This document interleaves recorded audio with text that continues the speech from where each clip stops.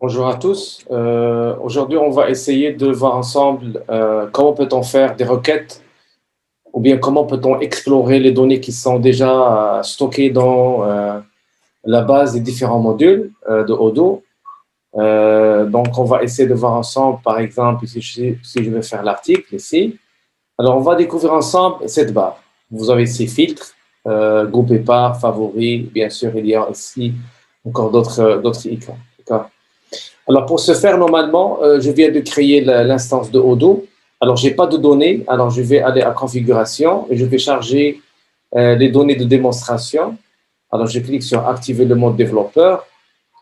Alors, une fois le mode développeur activé, je vais revenir à configuration et toujours je vais aller dans le bas de la page et vous allez voir ici charger les données de démonstration.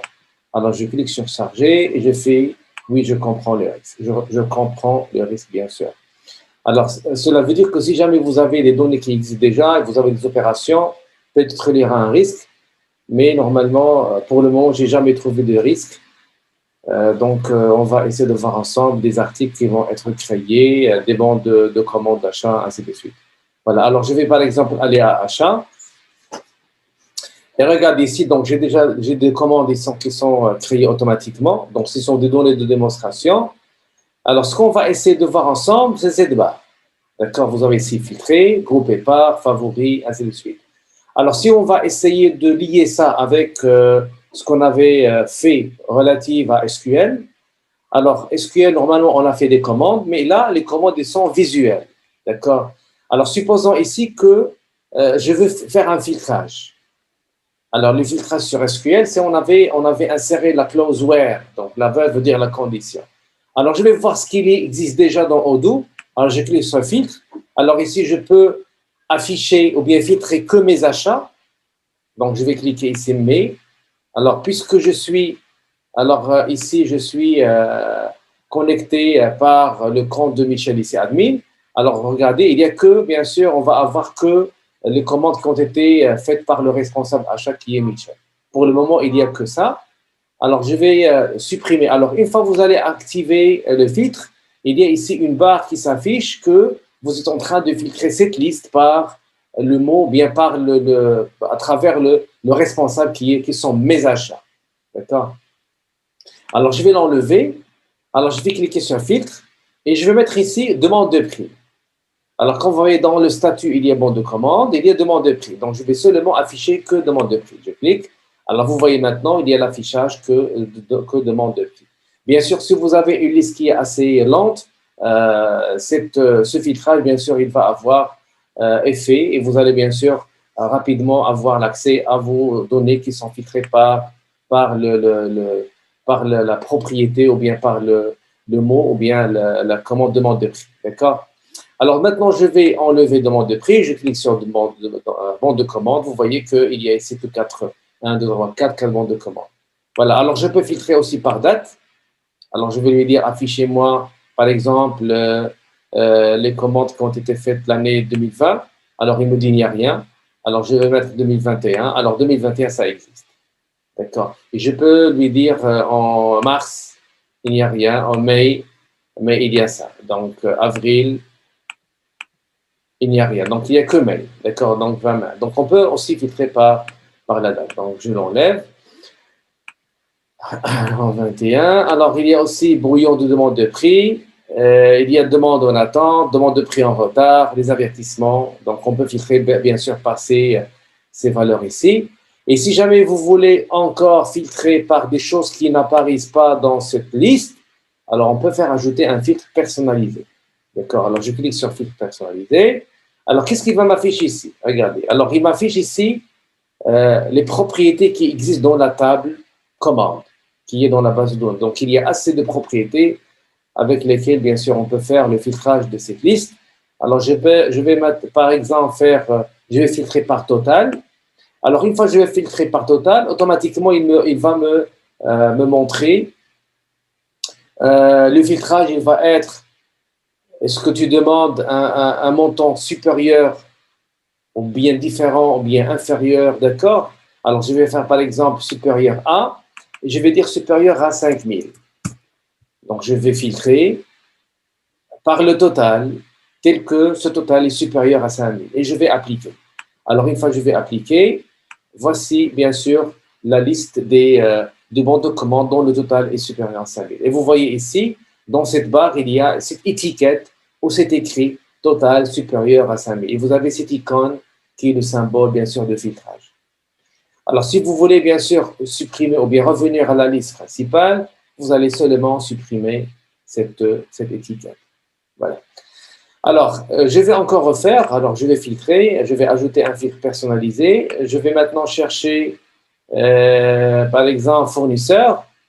D'accord? Alors, fournisseur, alors il me dit ici contient, ne contient pas, est égal, est différent, est défini. Alors, je vais faire contient un certain ensemble de lettres. Je vais faire, par exemple, RE. Je vais mettre que RE. D'accord? Je vais appliquer et il va me dire voici les fournisseurs qui existent dans des commandes dont le nom commence par E, A, D, ainsi de suite. D'accord? REA. Voilà. Alors, je vais supprimer. Maintenant, si je veux laisser ce filtre par défaut. D'accord? Je vais l'expliquer. Alors, je vais venir à filtrer et je vais ajouter un filtre personnalisé. Je vais chercher, par exemple, le montant hors taxe. Seulement un exemple, il est supérieur à 6000. D'accord? Et je vais l'appliquer. Voilà. Alors, voici les bandes de commande. Alors, qu'est-ce qu'on a ici? On a favori. Donc, favori, je peux enregistrer la recherche actuelle. Alors, ça, c'est une requête, c'est une recherche. D'accord? C'est une recherche et normalement, en arrière-plan, cette recherche ou bien ce choix qu'on avait fait visuellement, il s'est traduit en une requête SQL. Donc, et nous avons bien sûr le résultat.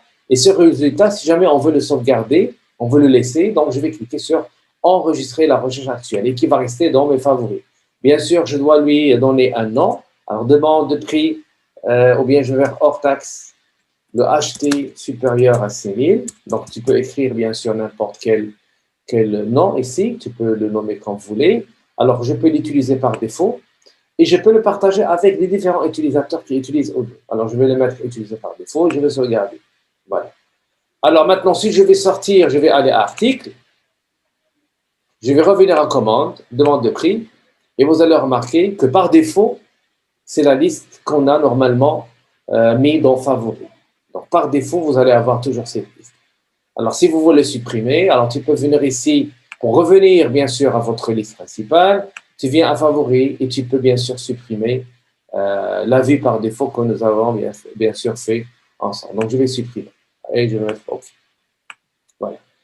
Alors, maintenant, je peux filtrer encore plus. Alors, je vais filtrer, par exemple, les commandes qui sont supérieures à 5000 et qui viennent d'un fournisseur. Donc, je vais faire deux conditions. D'accord? Donc, on a vu ça en SQL. C'était, on fait where, condition et condition. D'accord? Alors, je vais aller à filtre. Je vais aller ajouter un filtre personnalisé. Je vais mettre ici, par exemple, le total. Alors, le total, il est supérieur à 5000. D'accord? Et je vais mettre le et. Mais vous voyez ici, il y a une condition, ajouter une condition. Mais cette condition qu'on va ajouter, ce n'est pas et, mais c'est ou. C'est-à-dire, soit le total il est supérieur à 5000, ou bien, alors regardez ici, ajouter une condition, ou il y a le ou ici qui apparaît. Alors, le ou, l'abonné contient, ou bien je vais aller à fournisseur, par exemple, fournisseur qui contient, on a fait READ, par exemple.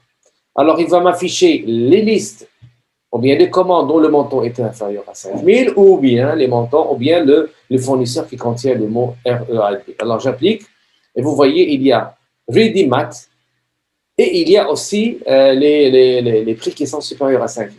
Alors, vous voyez, celui-là n'est pas supérieur à 5000. Pourquoi ça s'affiche? Parce que c'est le fournisseur Ready Math, parce qu'il y a le READ dans le nom de fournisseur. Ça, c'est le O. Mais si on veut le E, alors je vais supprimer ça. Je vais aller à filtre. Je vais cliquer sur ajouter. Alors, abonné. Alors, je vais mettre ici, par exemple, toujours le total. Je vais changer le total. Il est supérieur à, je vais mettre ici, par exemple, 6000. Pour faire le et, je vais appliquer et je vais ajouter une autre, d'accord, une autre condition. Ajouter un autre filtre, fournisseur D'accord? Contient, et je vais mettre ici READ, appliqué. Alors, vous allez voir ici le et. Donc, on filtre par le montant supérieur à 6 000 et on filtre par et on filtre par. C'est pas ou et on filtre par. Et si vous voulez bien sûr garder ça dans votre favori, vous n'avez que cliquer là, enregistrer. Vous allez nommer votre requête. Ça, c'est une requête, d'accord? Donc, c'est une recherche et on va sauvegarder. Donc, c'est facile. Très bien. Alors, on revient à notre liste. Alors maintenant, si on veut, par exemple, le directeur, il veut un petit tableau de bord où il va voir un certain ensemble de recherches. Il veut les voir toujours. D'accord? Donc, on va essayer normalement de créer un tableau de bord. Alors, pour créer le tableau de bord, il faut aller aux applications. Je vais aller à applications et je vais chercher le tableau de bord. D'accord? Alors, tu peux cliquer ici de mettre tableau. Donc, je vais enlever ici. Alors, je fais une petite erreur. Donc, tableau. Voilà. Alors, le tableau de bord, il est là. On va l'installer. Je clique sur installer. Voilà. Alors, ce tableau de bord, qu'est-ce qu'il va faire? Alors, il va contenir toutes les recherches qu'on va essayer, bien sûr, de faire. Et on va les sauvegarder, bien sûr, dans notre tableau de bord. Alors, je vais revenir à l'achat. Alors, vous voyez, le tableau de bord, il est déjà installé. Alors, je vais aller à filtrer. Je vais cliquer sur ajouter un filtre. Je vais mettre ici le total. Voilà. Il est supérieur à, je vais mettre toujours 5000. Et je vais appliquer. Voici la liste. Ça, c'est le résultat de la recherche. Alors, je vais aller à favoris. Et vous allez remarquer qu'il y a l'apparition ici de Add to my dashboard. Ajouter à mon tableau de bord. Pourquoi il y a l'apparition de ce menu-là? Parce qu'on a installé le tableau de bord. Alors, je clique sur Add to my dashboard. Alors, je vais mettre ici total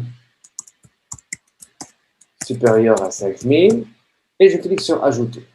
Et vous allez voir ici une étiquette qui apparaît que veuillez rafraîchir votre navigateur pour appliquer les changements. Alors, maintenant, je vais aller aux applications. Je vais aller à tableau de bord ici. Et vous allez remarquer l'apparition de la recherche dans ce tableau de bord. Et vous avez ici le nom qui est total supérieur à 5000. D'accord? Alors, je peux aller à l'application vente. D'accord? Je vais faire la même chose. Je vais faire filtrer. Je vais faire ajouter un filtre. Je vais mettre ici, par exemple, le total il est supérieur ou bien inférieur pour cette fois-ci, un 750 ou bien il est inférieur à 700. Appliquer. Alors, vous avez qu'un seul. Alors, je vais aller à favoris. Je clique sur Add to my dashboard.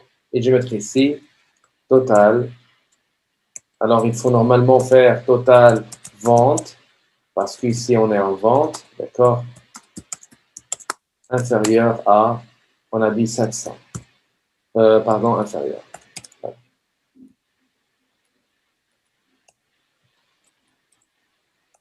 Inférieur à 700, ajouté. Voilà, donc il a été déjà ajouté. Je vais aller à mon tableau de bord.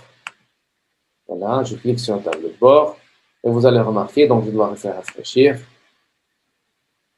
Refresh. Voilà. Alors, je vais fermer ça. Alors, vous voyez qu'il y a ici les ventes qui sont inférieures à 500 et vous avez ici le total qui est supérieur à 500. Alors, je peux aussi aller aux articles, si vous voulez. Alors, je vais aller à article. Voilà, donc je vais aller à filtrer. On va essayer d'attaquer maintenant la table article. Je vais aller à prix, par exemple, si j'arrive à trouver le prix. Alors, prix public, et je vais mettre ici supérieur à 200. Appliquer, il n'y a rien. Je vais refaire, ajouter un filtre. Alors, le prix public, ou bien je vais faire prix de vente, était égal, il est supérieur à, je vais mettre ici 30, appliquer. Voilà, voici la liste. Alors, je vais aller à favoris, je vais ajouter à mon tableau de bord, article, prix, on a dit supérieur à 30. Si je ne me trompe pas, et je vais ajouter à mon tableau de bord. Alors, je vais aller à mon tableau de bord ici. Alors, si vous n'allez pas voir, alors le prix il est là. Alors, les prix des, voilà, des articles sont supérieurs. Vous avez le total de ventes inférieur et le total des achats supérieur. Alors, il y a ici modifier l'ordonnancement, bien l'agencement de votre tableau. Alors, si je vais mettre comme ça, je ne sais pas est-ce que ça va marcher ou non. Celui-là. Alors, je pense qu'il y a un petit problème d'affichage, mais c'est pas un problème. Alors, ici, tu peux réduire, d'accord? Tu peux réduire les deux. Alors, modifier. Voilà. Et possible que tu peux supprimer, d'accord? Mais si je vais faire comme ça, voilà. Donc, je peux faire, voilà. Je peux les déplacer. Alors, je vais les ouvrir, regardez. Voilà. Et bien sûr, si jamais tu veux supprimer, tu peux les supprimer. Voilà. Donc, le fait de faire un tableau de bord sur Odoo, il est très facile. Donc, il faut savoir, bien sûr, qu'est-ce que vous cherchez et bien sûr, directement dans l'application, dans ce menu-là, directement, vous pouvez bien sûr appliquer le filtre personnalisé. Alors, il y a aussi grouper par, d'accord? Alors, si j'ai cliqué grouper par, vous avez groupé par fournisseur. Alors, je clique par fournisseur. Alors, vous voyez ici la liste. Alors, on arrive à grouper par le nom du fournisseur. Donc, Azure intérieur, il y a 2 commandes d'achat. Celui-là, il y a un seul, 2, 3, et celui-là est pour 3. Voilà. Donc, on arrive à faire un groupage, d'accord, par fournisseur. Alors, automatiquement, vous voyez ici qu'il y a le montant total de chaque groupe. Et ici, vous avez, je pense, on va avoir ici le total de toutes les commandes d'achat. Alors, si vous allez sélectionner, vous allez remarquer que le total ici va se faire des commandes que vous avez sélectionnées. Donc, il va vous faire la somme que des lignes que vous avez bien sûr sélectionnées. Alors, qu'est-ce qu'on vient de faire ici? Donc, on vient de faire grouper par fournisseur.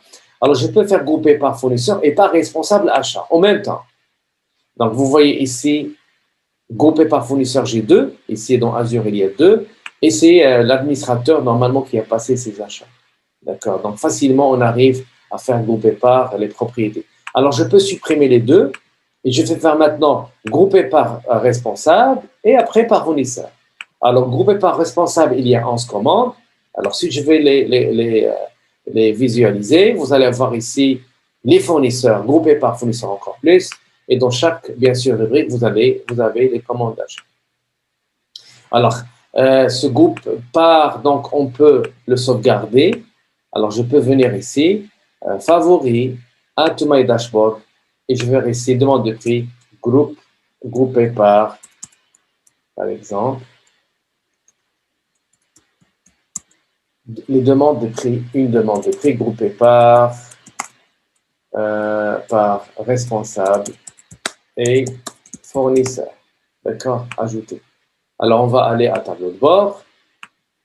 Si jamais vous n'allez pas voir le résultat, vous pouvez bien sûr do refresh. Alors, voici donc le résultat. Donc, vous voyez que le tableau de bord, il rassemble et il ramasse toutes les commandes qu'on a fait ensemble. D'accord? Et bien sûr, ça dépend du besoin, bien sûr, de l'utilisateur. Mais la majorité des cas, le responsable, il veut voir ça. D'accord?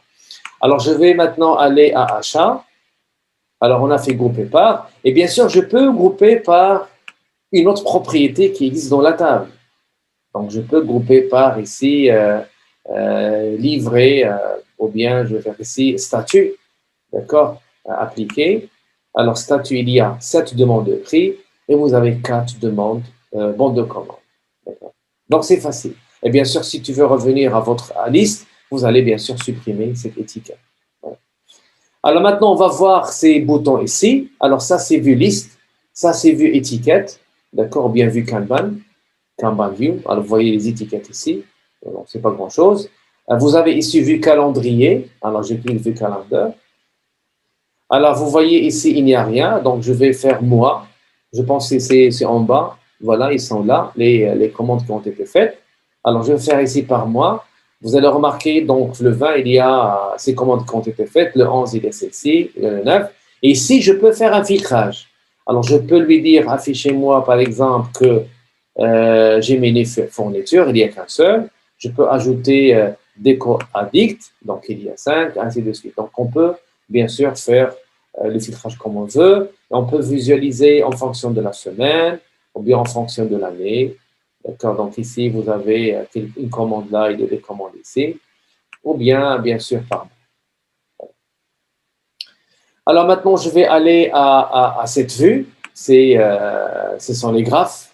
D'accord? Alors, vous avez ici le total en fonction des fournisseurs.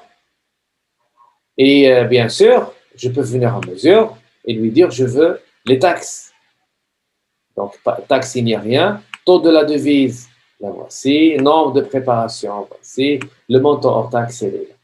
D'accord? Donc, je peux faire un filtrage comme je veux. Et si vous avez la nature du graphe, alors je vais cliquer ici, c'est la ligne. Ici, c'est le pie. Alors, vous voyez donc la répartition des achats en fonction des fournisseurs. Alors, je peux cliquer sur Azure, je vais le supprimer. Alors, j'arrive à supprimer pour voir, bien sûr, le montant, d'accord, dans la figure. Alors, je vais ici affecter les autres. Et bien sûr, je peux faire un filtre. Je vais laisser que de bandes de commandes. Donc, toujours, ce filtrage est groupé par et sont toujours valables. D'accord, donc le filtre ici, je vais faire demande de prix. Je vais enlever bandes de commande. Le voici. Mes achats, c'est le tout parce qu'il n'y a que moi qui a fait ça. Et je peux filtrer par date. Donc, on a vu. Donc, on peut faire filtrage. Voilà. Alors, ça, c'est côté graphe. D'accord. Alors, je vais enlever mes achats. Alors, ce qu'il y a là, ce bouton-là, c'est encore plus performant. Alors, si je veux vous demander, par exemple, de m'afficher le total d'achat en fonction des fournisseurs et en fonction de temps, de trimestre, en fonction de responsables, en fonction. Ça va être un petit peu difficile pour vous de le faire, même si vous allez me dire je vais le faire avec Excel. Donc, il faut penser à ce qu'on appelle le tableau croisé dynamique, c'est un petit peu difficile, mais avec Odoo, c'est un petit peu facile. Alors, ça entre dans ce qu'on appelle Business Intelligence, d'accord? Alors, je vais venir ici, alors regardez les mesures. Alors, je vais dire, je veux mesurer le total, combien on a acheté. On a acheté 136 039 dirhams, par exemple. Alors, je vais essayer de distribuer ce total en fonction des fournisseurs. Alors, je vais cliquer sur total. Alors, vous avez ici un certain nombre de paramètres avec lesquels on peut faire l'affichage. Alors, je vais sélectionner, par exemple, fournisseur. Alors, regardez la répartition de ce montant. Donc, ce 36 000, il est réparti à travers Azure pour 2700, pour Déco 8600, ainsi de suite. Alors, je vais essayer de répartir encore plus ces montants en fonction de l'année. Alors, je vais mettre ici, par exemple, date de confirmation. Alors, je vais mettre ici, par exemple, le mois. Alors, il va me dire ici, il y a des choses qui ont été faites le mai et il y a des choses qui n'ont pas encore été définies. Il n'y avait pas une date définie ici. C'est pour cela qu'il fait indéfini. D'accord? Alors, je vais venir là, en mai, et je vais lui dire, par exemple, la semaine. Alors, il va me dire week-end 20. Alors, si je clique automatiquement sur indéfini, il va m'écrire automatiquement les semaines. D'accord? Il va me dire, il y avait des choses qui ont été passées le week-end 20 et c'est le week-end ou bien le week 21. D'accord? C'est le week, c'est la semaine. Voilà. Alors, je peux encore étendre un petit peu ma recherche. Je peux aller à Azure et je vais lui dire, affichez-moi, par exemple, en fonction de responsable d'achat. Et je sais bien, relative à responsable, il n'y a qu'un seul. Alors, je clique sur responsable d'achat. Alors, il n'y a que Michel. D'accord? Seulement, je clique, il y aura l'affichage. Seulement, je clique, je constate qu'il n'y a que Michel qui a fait, bien sûr, ses achats. Alors, je peux venir ici et je peux encore, date d'échéance, je vais faire semaine, ou là, le jour. Alors, il va me dire les dates d'échéance, il y a le 5, le 15 et le 21 et le 20 mai. Celui-là, il n'y a que le 20 et celui-là, il y a le 20. Alors, vous voyez, donc, c'est très, très facile d'accéder aux données et d'explorer les données et de faire des requêtes. Parce que faire ça avec SQL, ce n'est pas évident pour vous. Alors, vous êtes un gestionnaire, ça va être un petit peu difficile de créer une requête pour afficher, bien sûr, ce résultat. Alors, vous avez ici quelques boutons. Alors, ça, c'est invertir les axes, c'est-à-dire les axes qui sont là, ils vont devenir verticalement et ça va devenir ici. Donc seulement on va pivoter les axes, on va changer les axes. Alors ici c'est, et ça je pense c'est la flèche, c'est tout déplié pardon. Alors veut dire on va collapse, on va essayer de collapser le tout. Je ne sais pas pourquoi ça ne marche pas ici. Et là normalement c'est le téléchargement. On va le télécharger sous format Excel. Alors je clique. Et vous avez ici votre résultat sur Excel. Rapidement. D'accord? Alors, je reviens. Et toujours, on peut faire un filtrage. Alors, je peux faire demande de prix. Voici donc les résultats. Je vais faire demande de commande. Voici les résultats. Approuver, il n'y a rien. Alors, demande en attente, il n'y a rien. Demande de prix en retard. Voici quelques demandes de prix en retard. Où il y a des avertissements, il n'y a rien. D'accord? Donc, on peut toujours appliquer ça. D'accord? Voilà. Alors, ce que je viens de faire, on peut le faire dans n'importe quelle application. On a fait sur achat, on peut faire sur vente. D'accord? On peut faire aussi sur la comptabilité, je pense. Donc, on peut bien sûr faire ça là où il y a des listes.